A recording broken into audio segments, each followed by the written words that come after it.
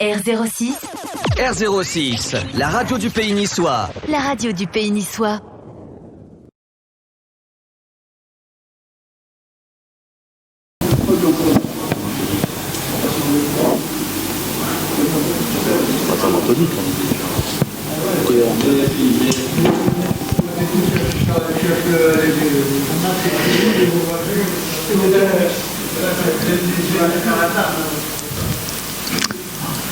Nous avons deux personnes qui arrivent. Allez-y, asseyez-vous tranquillement.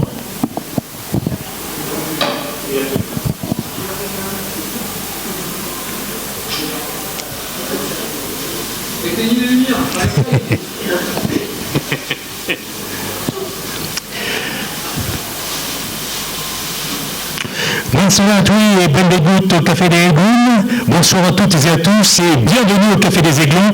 Aujourd'hui, c'est une page d'histoire du club qui va nous être contée par Frédéric González, le fils de Pancho González, mis à l'honneur par l'OGC Nice à titre posthume ce soir. Bonjour Fred. Bonsoir. Si, vas-y. Bonsoir. Allô Fred. Allô. Et là, oui. Bonsoir à tout le monde. Alors, Fred, si vous voulez bien, avec votre concours, nous allons retracer l'arrivée au club de votre papa qui n'est pas commune. De père espagnol et de mère basque, votre papa Pancho González est né en 1926 à Bolivar en Argentine. Son destin bascule à l'adolescence grâce au football, où il joue à Talleres Buenos Aires en 1948. Il quitte son pays pour partir pour la France à l'âge de 24 ans sur les conseils d'Arthur Bogossian, un Arménien bien ancré dans le milieu du football. Le 3 mai 1951, après 15 jours de bateau, Pancho González débarque à Villefranche-sur-Mer. Dans ce pays qui est étranger, il retrouve le Brésilien Urso Amalfi, un ancien coéquipier.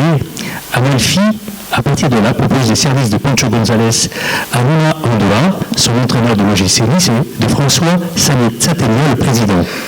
Et c'est comme ça qu'on est allé à Paris, et par l'intermédiaire de Urso Amalfi, que Pancho González signe au gym. C'est une belle histoire, ça, Fred. Très belle histoire. Alors Une très belle histoire. Donc effectivement, quand tu as parlé du Tavares, ensuite il est quand même allé à Montevideo et à Sao Paulo, au Brésil. Avant de... C'est là qu'ils sont connus alors. Absolument. Donc il avait fait 2 saisons sur Sao Paulo. Voilà, donc après l'arrivée sur Nice, elle n'était pas prévue. Mais bon, c'était juste petite escale. Il devait rejoindre donc Paris. Et grâce à Iezo, comme tu l'as dit dans ton résumé, Iezo a prévenu les dirigeants disant que c'était un très grand joueur et qu'il serait bon que les OCNIS puissent le récupérer. Chose qui a été faite. Voilà. D'ailleurs, je crois même que dès la signature, le lendemain, il fait un petit match amical contre les Écossais d'Hibernian, absolument. Et ça a été très positif. À l'issue, je l'imagine bien. Alors, footballeur puis entraîneur franco-argentin évoluant au poste de défenseur central, il arrive donc en 1951, juste après le premier titre de champion de France du gym, mais surtout a participé aux années 50 dites glorieuses en remportant 3 championnats de France sur les 4 rappelés par le club en 1952, en 1956, en 1959. Retenez-vous de cette période, frère? Ben moi, pas grand-chose, parce que j'étais pas né. Mais par contre, effectivement, je suis né pour le dernier titre, donc en 59. Je suis né le 19 novembre 59, c'était donc le dernier titre niçois. Voilà. Et puis, dans le même temps, il y a 2 Coupes de France qui sont remportées donc en 1952, en réalisant le doublé au championnat, en battant Bordeaux 5-3, dont nous voyons la retransmission intégrale aujourd'hui, ici au Café des Aiglons. Et puis rebelote en 1954, en battant Marseille en finale 2-1, avec un sauvetage acrobatique de votre père évitant l'égalisation à la fin du match. C'est mémorable. C'est ça, la photo est là. J'ai pas pu amener parce que j'ai un grand cadre, mais j'ai pris La photo est petite dimension, mais bon voilà, ce geste magnifique qui a permis à l'OGC Nice. Alors c'est pas qu'un seul geste, bien évidemment, un titre c'est une équipe, mais ça a permis, il restait je crois 2-3 minutes, à ce que le club puisse remporter la deuxième coupe de France en 54. Voilà, c'est un geste quand même exceptionnel, parce qu'il a touché la barre transversale. Alors, on va évoquer vite fait quand même votre petite carrière à vous, parce que vous êtes aussi un ancien footballeur et surtout vous travaillez au club depuis une trentaine d'années. Vous avez vu passer beaucoup de joueurs, mais vous disiez tout à l'heure en off, dans cette équipe des années 50, il y avait vraiment des joueurs exceptionnels. Oui. On peut les citer. Hein. Écoutez, il y en a beaucoup, mais bon, en esprit, Vic Nuremberg, qui a été quand même un très grand joueur aussi, qui a gagné 3 titres de champion aussi, de Coupe de France. Après, je n'ai pas trop analysé tout le monde, mais c'est... Et Juste Fontaine. Juste Fontaine, bien sûr. Carnigan, Rébédian, Papa Barou, il y en a tellement, Bonifaci, Martinez, Portevin. Et puis surtout, à travers les images que nous avions de l'époque, on sentait cette ferveur qui véritablement... il y avait même une particularité, je crois, sur certains joueurs, dès lors qu'ils s'étaient chevauchés, je crois, même à une certaine époque, non? Absolument. Et ça, c'est vrai qu'en plus, dans une équipe qui écrasait tout, hein, l'OGC Nice. C'était pendant ces 10 années, ça a été je pense que il faisait partie des 3 meilleurs clubs français et les 10 meilleurs clubs européens. Parce qu'en plus, ils faisaient la Coupe intercontinentale, donc ils allaient en Amérique du Sud et ils se distinguaient. La Coupe latine aussi, en Italie. Alors, et donc, on a parlé effectivement de ces dernières trophées remportés. Et donc, 3 saisons plus tard, donc en 1959, les Rouges et Noirs sont à nouveau sacrés champions de France. On l'a dit, c'est une équipe composée à l'époque aux 2 tiers de jeunes formés au club. Et un bilan impeccable de 18 victoires sur 19 matchs disputés ici même au Stade du Rail. Oui, des souvenirs par le discours de mon père, encore une fois, puisque moi je suis né en 59, donc je n'ai pas pu le voir de mes propres yeux, mais j'ai entendu. Souvent. 59. Oui, absolument. Oui. Mais vous qui êtes, on va dire, qui était à la cellule de recrutement de l'OGC Nice à l'époque, et la formation c'est quelque chose qui vous est très cher, de voir qu'il y a quand même des joueurs aujourd'hui qui vraiment composaient l'ossature de l'époque. Quelque chose de fondamental. Est-ce qu'on arrive à retrouver certainement à l'époque, dans les années 50-60, dans les grands clubs de l'époque? C'était des jeunes du cru, et c'est des choses sur lesquelles aujourd'hui, encore, c'est ce qui fait un peu la différence par rapport à l'université. Oui, très peu de joueurs de la formation. Très peu. C'est vrai, j'ai un souvenir, je pense un petit peu sur 65. Oui. Alors, je viens de le dire, effectivement, le dernier titre en 1959, ce qui va évidemment entraîner l'OGC Nice à disputer la Coupe d'Europe, une fois de plus. Mais avant d'aborder ce match magnifique, le quart de finale contre le Real de Madrid, il y a ce match du 19 novembre 1959 à Fenerbahçe, avec un événement important pour votre papa. Absolument. Quel événement s'agit-il? Écoutez, donc, le 19 novembre 1959, c'est mon événement de naissance, et c'était donc le match contre Fenerbahçe,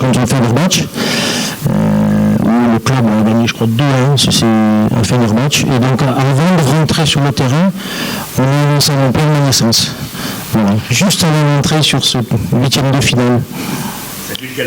Frédéric est arrivé. Oui, je pense. Oui, c'était une belle expérience. Alors, parlons à présent donc, de ce quart de finale contre le Real de Madrid. Nous sommes menés 0-2 et nous parvenons à l'emporter 3-2 au final. C'était le match aller, je précise. Le Real avait remporté la compétition quelques mois plus tard. Néanmoins, c'est la première fois qu'un club français s'est occupé du Real de Madrid de Di Stefano. C'est vrai. Ça a été quelque chose quand même à l'époque de très important pour l'OGC Nice et pour la France, bien évidemment. Alors je crois que vous avez une histoire avec ça. C'était étonnant, oui, absolument. Il était venu sur Nice. J'ai fait même une photo de lui quand j'avais 3 ans. J'ai touché le ballon avec lui. Dans les joueurs que vous avez découvert à votre papa, quels sont un petit peu ceux qui vous ont frappé? De cette époque-là? Écoutez, c'était Vic Nuremberg.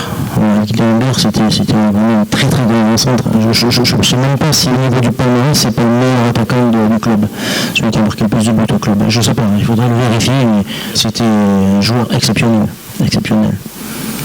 Après, il y en a tellement de joueurs éclatants. Oui, alors, Jean-Marc Guillaume, par exemple. Voilà, Jean-Marc Guillaume, ça a été un joueur que j'ai connu aussi quand mon père était entraîneur au SCO d'Angers dans les années 74. Et donc, le SCO d'Angers a fini second du championnat. Le classement à l'heure actuelle du SCO d'Angers. Exactement. Oui. Avec un effectif, je peux vous le dire, parce que moi j'étais minime à l'époque, et je faisais la gambardella à cette année-là. Minime. Et j'ai eu la chance de participer à des séances d'entraînement avec des joueurs comme Guillaume, Albert Poli, Antique, Cassin, Berdol. C'était des joueurs exceptionnels. Mais Jean-Marc Guillaume, que j'ai connu à Angers, c'était vraiment un joueur exceptionnel. Les Niçois qui ont aimé Jean-Marc Guillaume ont connu que 40% de Jean-Marc Guillaume. Moi, j'ai connu le vrai Jean-Marc Guillaume, avec derrière mon père qui savait le ménager, parce que c'est quand même un joueur qui n'avait pas eu de formation. Et malgré tout, il fallait savoir le ménager au niveau des entraînements. Quand il est arrivé ici, 6 mois après, il avait déchiré les adducteurs. On pensait que c'était un cheval de course. Mais bon, voilà. Avant d'aborder à présent la carrière d'entraîneur de votre papa, Frédéric, vous l'avez dit un petit peu tout à l'heure, il a été finaliste de la platine avec le Gilles en 1952, finaliste du Challenge et champion en 1956-1959 avec Nice, et vice-champion de deuxième division avec Nantes en 1963. Absolument. Il termina sa carrière avec deux joueurs. C'est ça. Et puis une magnifique carrière d'entraîneur. Aussi. Magnifique carrière d'entraîneur puisqu'il dirige l'HC Nice, champion de France de deuxième division en 1965 pour sa première saison. Exactement. Angers, que nous venons d'évoquer, il fut à l'origine donc de la venue à Nice de Jean-Marc Guillaume. C'est ça. Absolument. Derrière, alors Jean-Marc Guillaume, c'est un garçon qui m'aime beaucoup, puisqu'il, par le fait de ses qualités de footballeur, mais mon père l'a quand même amené, guidé, dirigé dans l'équipe de France aussi, et dirigé dans le GC, parce qu'à l'époque, Jean-Marc Guillaume était vraiment... Il y avait des transactions qui étaient faites pour aller à Marseille. Mais Jean-Marc a suivi mon père, le conseil de mon père. Et il a signé à l'OGC Nice, pour le plus grand plaisir de tout le monde, d'ailleurs. Il a également entraîné Rouen, Absolument. Madagascar, Oui. le Gabon. Oui, alors ça, ces périodes-là, c'est plus pour le fait que mon père était donc entraîneur national. Et à l'époque, les sélections nationales étaient dirigées par des entraîneurs de la fédération. Et ça passait par le ministère de la Jeunesse et des Sports. Donc effectivement, il avait commencé par Madagascar, je l'avais suivi parce que j'avais 10 ans à l'époque. Et là, j'ai connu des choses extraordinaires, parce que c'était joueur, il n'avait même pas des chaussures de foot. Il avait cherché dans les réserves, et malgré tout, il a réussi l'année d'après à le qualifier pour le Coupe d'Afrique. Malgré tout, au bout d'un an. Nous allons parler de la qualification, puisqu'avec la sélection de Côte d'Ivoire, en 1986, il termine 3e Exactement. d'abnégation. Oui, en Égypte. Exactement. Ça aussi, ça doit être... Ah ben oui, fierté, à l'époque le président de la République c'était Fouad Boni, donc il a eu des remerciements, je les ai encore avec des remerciements de ce président, donc il a fait un travail lourd. Et donc il était missionné par la Fédé, par la Jeunesse et Sport, pour aller former les futurs entraîneurs de sa sélection, donc lui il encadrait, il sélectionnait, et il allait former ses entraîneurs. Et après il passait le relais, quand les entraîneurs étaient prêts, il partait, il changeait. Une dizaine d'années, oui. Oui, parce qu'il a fait, je vous dis, il a fait le Gabon, la Guinée, la Côte d'Ivoire, Madagascar, la Corée et le Maroc aussi. Voilà. La Corée du Sud, Corée du Sud. 2 ans. Oui. Alors il y a un des signes, d'abord qui lui est précieux à votre papa, c'est la chevalière remise par la ville de Nice. Absolument. Lors du doublé de 1952. Ouais. Il conserve toute sa vie. Oui, je l'ai en ma possession. Je ne l'ai pas emmené, désolé. J'ai failli l'emmener, mais bon, je suis désolé, j'ai tellement de choses, tellement de souvenirs. Mais c'est vrai que c'était un honneur pour lui, vraiment. que la ville de Nice puisse lui remettre cette chevalière, pour lui, ça comptait énormément d'ailleurs dans tous les. Quand il y avait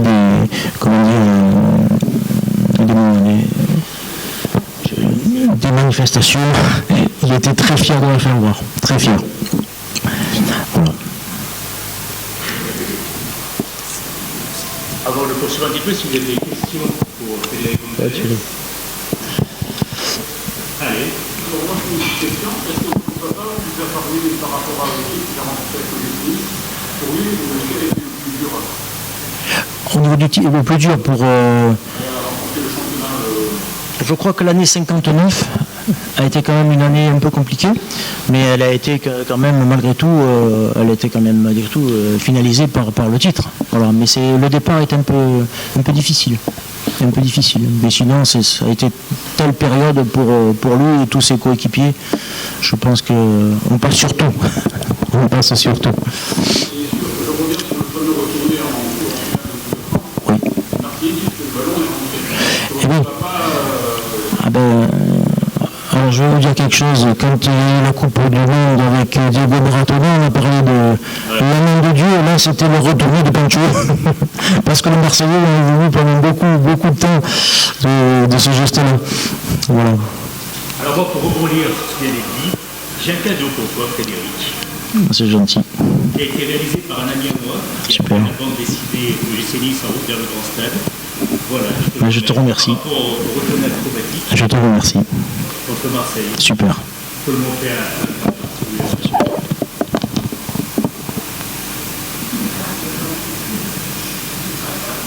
et actualisé, bien évidemment, pour aujourd'hui. Oui. D'autres questions pour Frédéric? J'ai beaucoup de choses à dire, vous savez, sur sa carrière. Alors, vas-y. Non, il y a des anecdotes, plein d'anecdotes. Celle-là, par exemple, voilà. Alors, tiens, parlons-en. Parce qu'une carrière de footballeur, bien évidemment, il y a le côté sportif, mais il y a aussi le côté du conjoint. Et maman a toujours été auprès de lui. Et à chaque compétition difficile, ma mère prenait les coupes et les astiquait. pour te donner un record. Mais jusqu'à 2002, jusqu'à 2004, elle était là et elle a séqué les coupes. D'ailleurs, il y en a une qui est un petit peu plus fatiguée que l'autre. Voilà, ça c'est quelque chose qui m'a marqué tout le temps.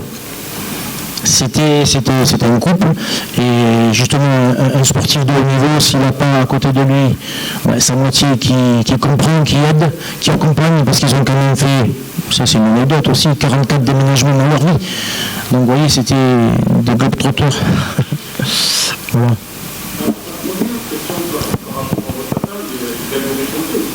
Excusez-moi, j'ai pas entendu. Il avait des qualités de ténor, on peut le dire. Il a même chanté à l'époque, quand le Palais Méditerranée était dans toute sa splendeur, il a chanté avec Gilbert Bécaud, donc sur la scène. Et puis moi je l'ai connu comme joueur à Rouen, justement, quand cette année-là, en 76, on est monté en première division, j'avais participé à une dizaine de matchs avec lui. J'avais un petit peu plus de 16 ans. C'est un homme qui faisait confiance aux jeunes, même son fils. Parce que moi, je devais signer ici à l'OGC Nice, mon premier contrat aspirant, et mon père m'a dit non, c'est M. Loyer, le président de l'époque, il a dit non, Frédéric, il est avec moi, il va jouer. Et j'ai joué, effectivement. Et je remercie parce que c'est lui qui m'a mis le pied à l'étrier. On dit que c'est pas toujours simple d'être, on va dire, le fils d'eux, dans le cadre d'être, on va dire, un futur joueur. Oui. Oui. Comment s'est déroulé cette période? Alors, ça s'est bien déroulé, parce que j'étais bien entouré, et puis les joueurs à l'époque, et il y avait des joueurs de très grande qualité, mais quand même, c'est vrai qu'au niveau des tribunes, je me suis retrouvé un petit peu dans le cas de Claude Puel. D'ailleurs, j'ai eu l'occasion d'en parler un petit peu avec lui par rapport à ses enfants. J'ai dit que je pense que c'est difficile. Le fils, pour moi, le nom de Gonzalez, surtout je suis revenu donc en tant que stagiaire. Ça a été 3 années très difficiles pour moi.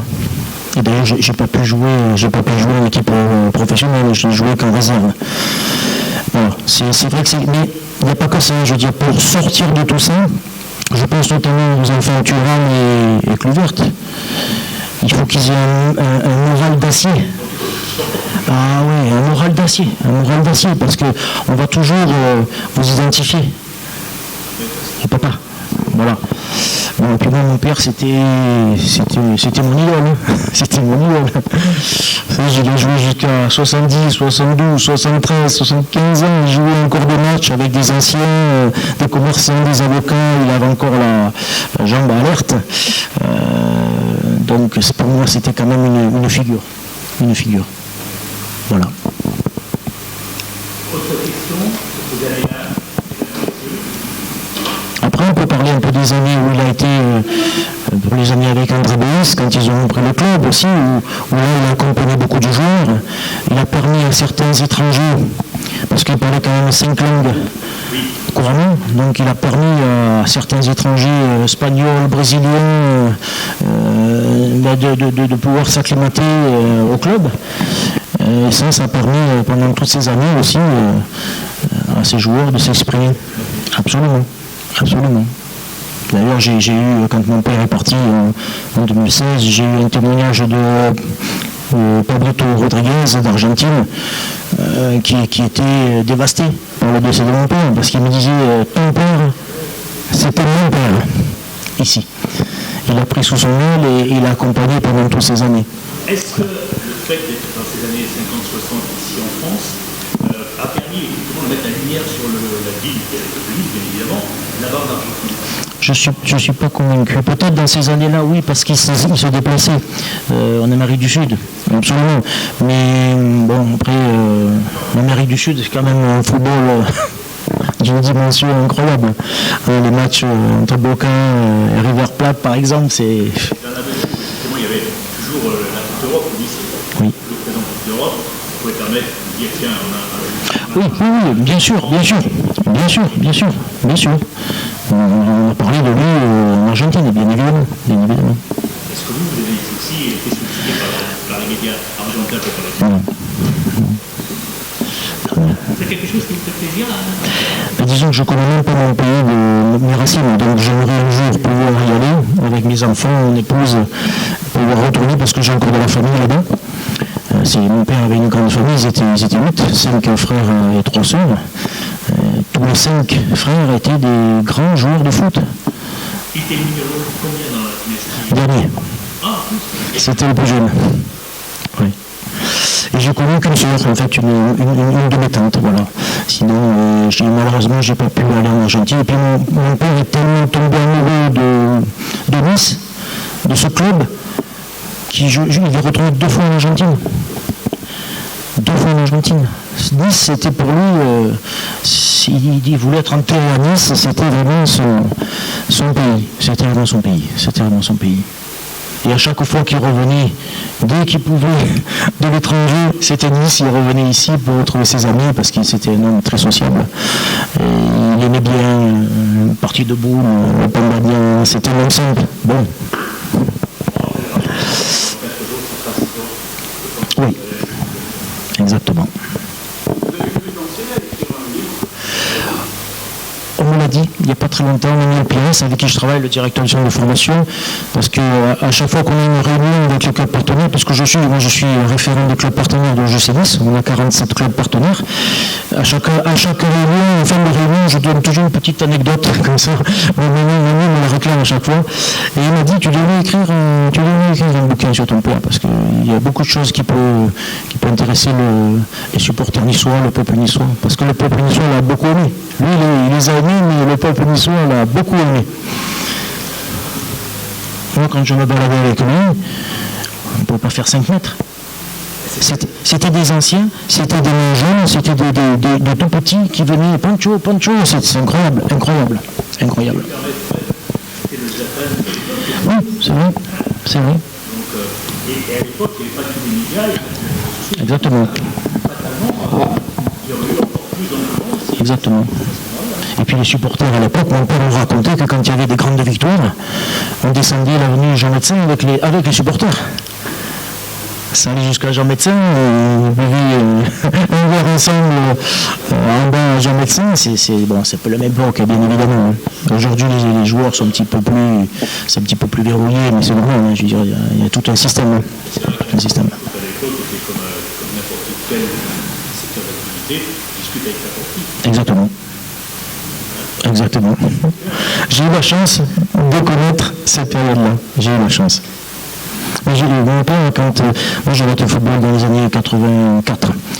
Et à l'époque, on commençait à parler d'argent. Luis Fernandez, ça a été là qu'on commençait à parler des gros transferts. Et je me rappelle de ses parents, ils disaient pour nous, le football qu'on aime, c'est terminé. Le football, passion. C'est autre chose aujourd'hui. Il y a des belles choses, parce qu'on dit des belles choses, mais c'est autre chose. Disons que la place, la surprise, est moins. Exactement. Moins vraie. Exactement. Exactement.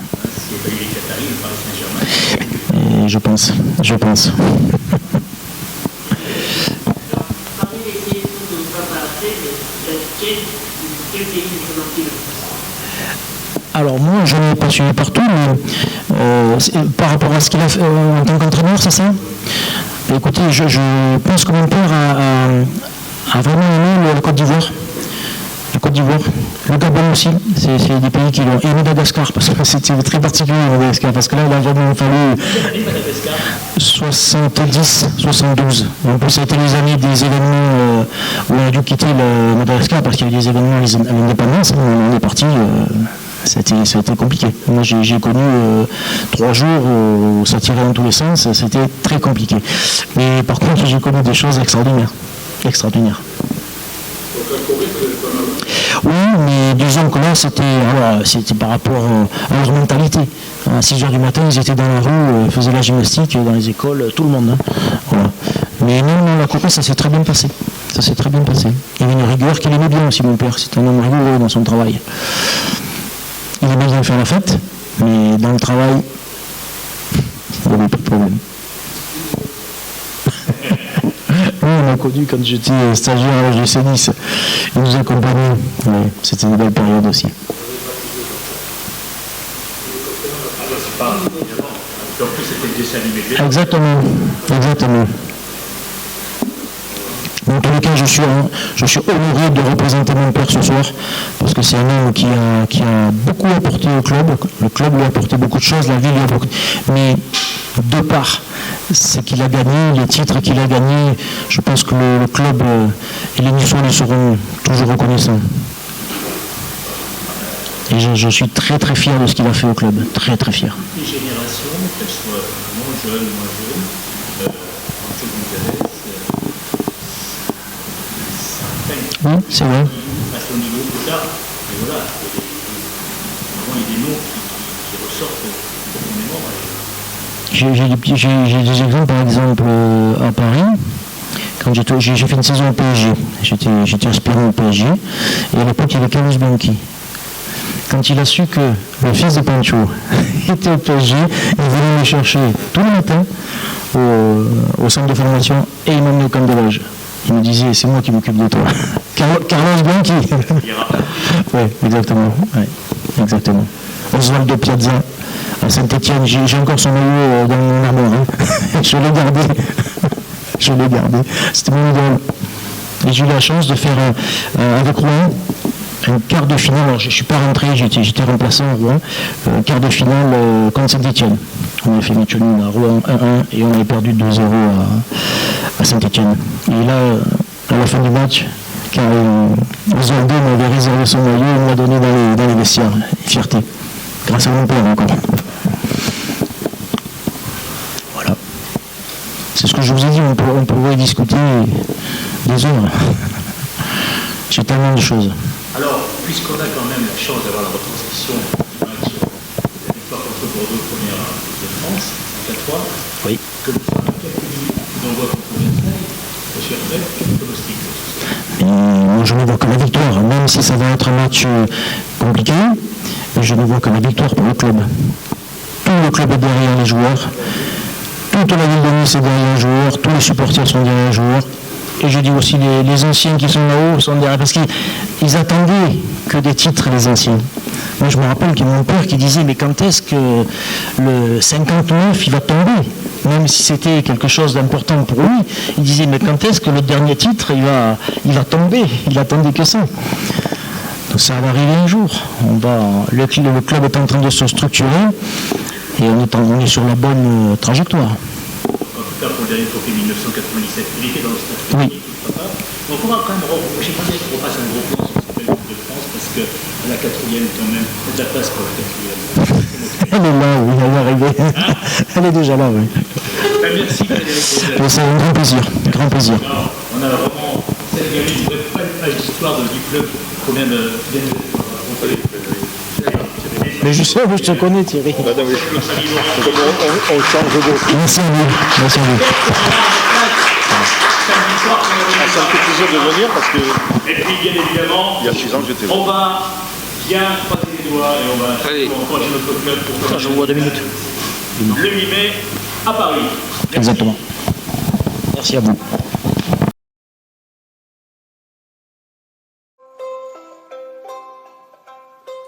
Oh la mia bella Nisa, regina dei flu, li tiu vittorisa, io canterai tu giù, cantai di montagna, li tiu tamri de cor, li tiu verdi campagna, li tiu